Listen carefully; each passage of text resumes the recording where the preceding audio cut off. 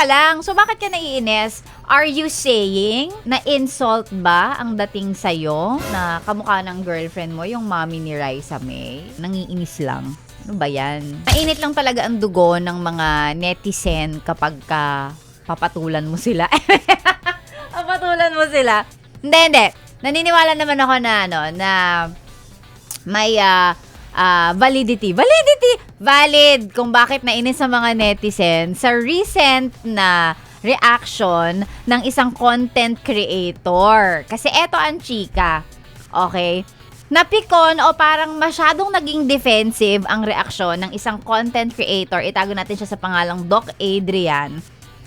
Sa isang comment ng isang netizen dun sa post niya. Ang sabi kasi nung nag-comment, hawig ng girlfriend niya ang mommy ni Raisa May Dizon.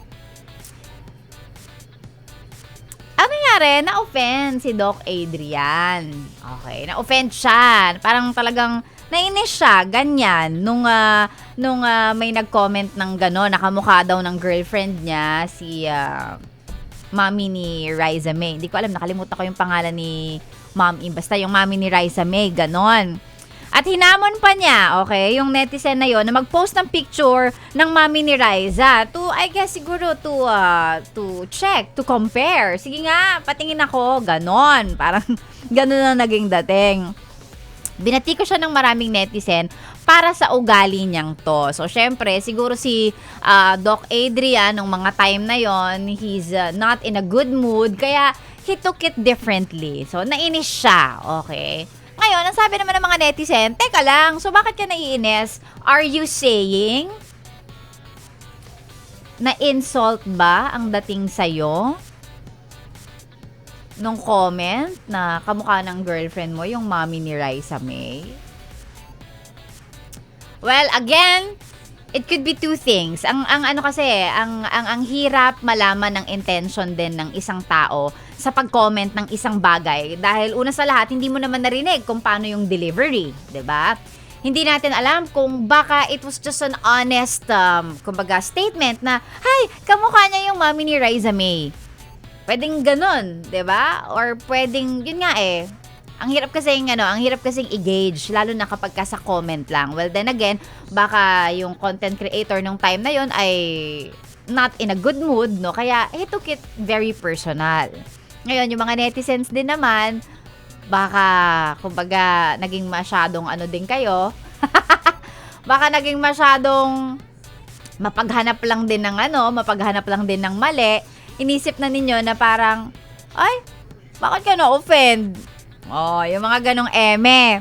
So, eto, dahil sa naging issue na yon, no, nagtaka nga yung mga netizens kung bakit siya naasar, na para bang, sinabi lang na kamukha, bakit ka na-insulto? Sinasabi mo ba ngayon na na it's an insult? Na pwede namang, honest statement. But again, hindi nga natin alam kung paano yung delivery nung, yung ibig sabihin nung nag-comment nun. 'Di ba? Pwedeng, eto pa. Marami tuloy ang nagpaalala na bilang isang aspiring aesthetic cosmetic doctor, na turn off sila sa ganung ugali nitong content creator na to ni Doc Adrian. Kasi bakit ka naman ganun mag-comment sa itsura or pertaining to itsura ng ibang tao knowing na ikaw ay isang cosmetic doctor? Kumbaga sinasabi ng netizen, Doc Adrian could have been the bigger person during that time and sana pinalagpas na lang. Oh, yung mga ganon.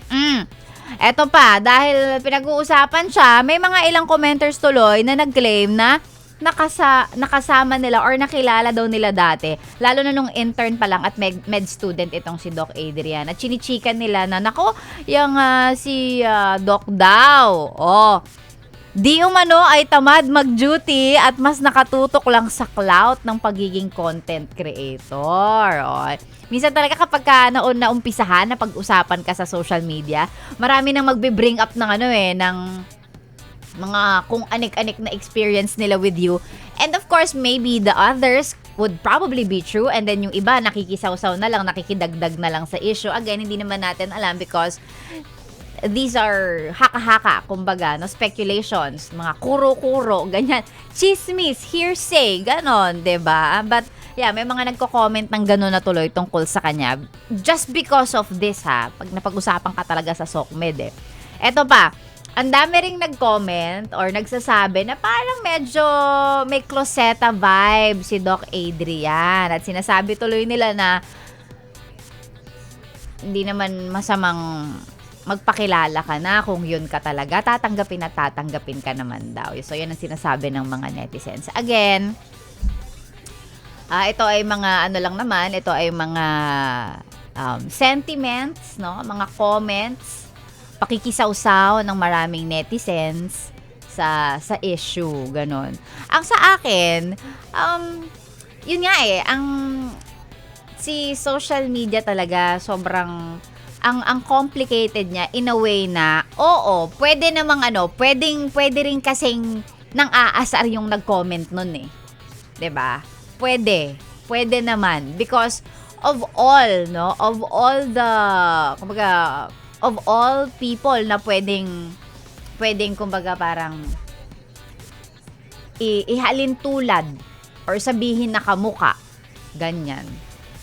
'Di ba? Parang lalo na kapag ang tawag dito yung minsan yun nga ang hirap i-explain na nahihirapan ako magbuo ng words. My vocab is failing me. Pero gets mo yon. So parang naiintindihan ko minsan may mga nagko-comment din talaga na mema lang eh.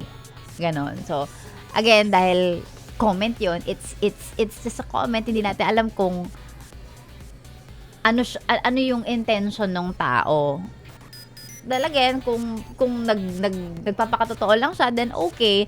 I guess parehong tawag dito, parehong may mali.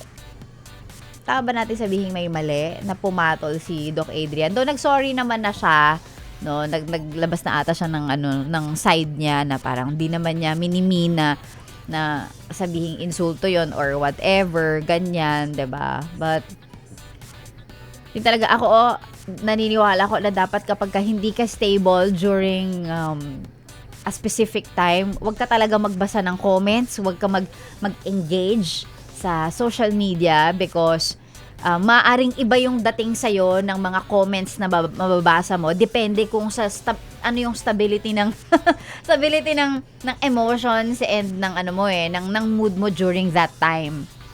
Kapag okay ka, comments as simple as, parang tumataba ka na.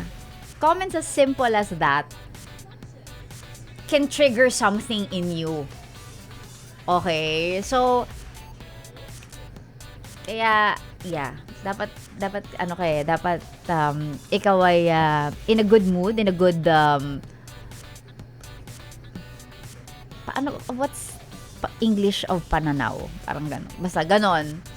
Yung nasa nasa stable state of mind. Gano'n.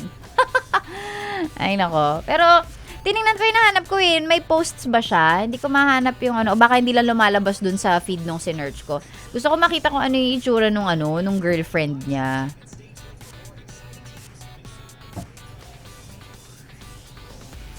Pero, yeah, nakita ko yung itsura ni Doc. Gwapo siya. Gwapo siya, fresh. Pwede mag-artista. Pero yeah, kung ano man ang intention ng nag-comment na nagsabing kamukha ng girlfriend niya ang mami ni Raisa May, sana that person doesn't mean any harm or doesn't mean anything. Minsan nga kasi again, marami din talaga mga tao sa social media yung nangiinis lang na parang ano ba yan?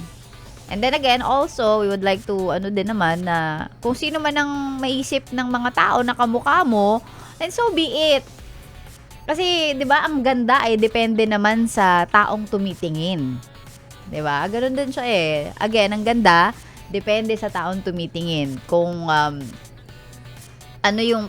or kung sino ang kamukha mo, depende din sa kung paano ka nila nakikita. There's really no, parang walang yun lang ang kamukha mo. Minsan depende pa sa anggulo, ganyan, biglang tingin, ganito yung kamukha mo. So, yeah, dapat yung mga ganyang comments, hindi na tayo na-offend, hindi na tayo, or hindi na natin pinapansin, hindi na tayo naiinis because yung mga gano'n, dapat dapat alam mo na, I guess. Ako with the years of also managing social media kasi part siya ng trabaho, ganun. Wala na. Natuto na ako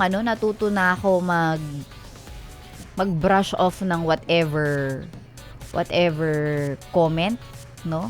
Or kung ano mang statement ng mga tao. Sometimes, pumapatol ako, ganyan. Lalo na pagka may nagsabing, ay, wala siyang puwet. Ganon. Pagka may oras ako para mag-community management, ang ginagawa ko, magre-reply ako doon, ganon. Pero hindi para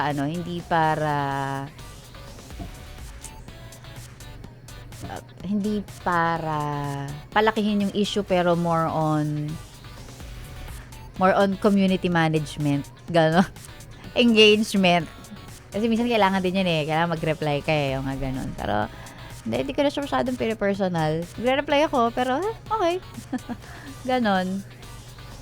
Yan talaga yung mga tao sa social media.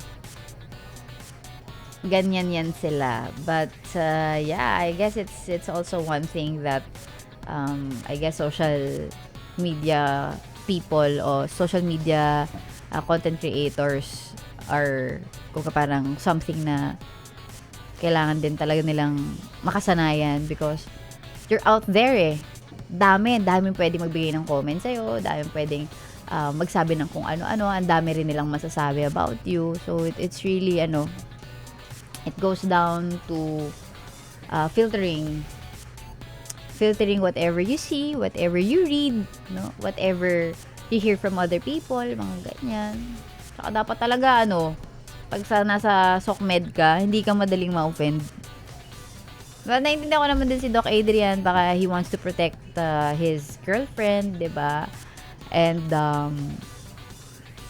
pinagtatanggol lang niya, ganyan, because for him, parang it sounded like, teka lang, parang hindi maganda yung dating sa kanya. So, I guess, yun nga. The comment plus the bad mood probably of the content creator during that time was a bad mix, kaya nagkaroon siya ng ganong reaction.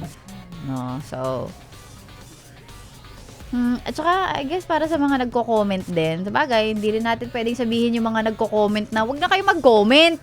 Kung wala kayong magandang sasabihin, wala buhay nila yun no? We can't tell them how to live their life. Tsaka kung ganun talaga sila sa person, 'di ba? Mahilig mag-blurt out ng kung ano-ano. Ay, kamukha mo si ganito. Ay, parang ganyan, 'di ba? Maraming mga taong ganun na maraming masasabi lagi. So, hindi naman natin sila pipigilan. It's not something we can control. Ang makokontrol lang natin ay kung paano tayo mag-react.